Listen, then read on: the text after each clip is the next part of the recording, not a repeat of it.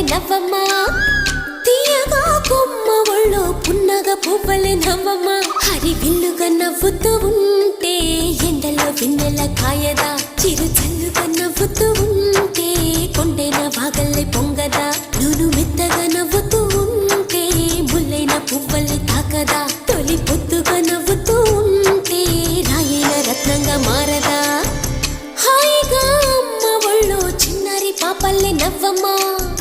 తీయగా కొమ్మ ఒళ్ళో పున్నగ పువ్వలే నవ్వమ్మా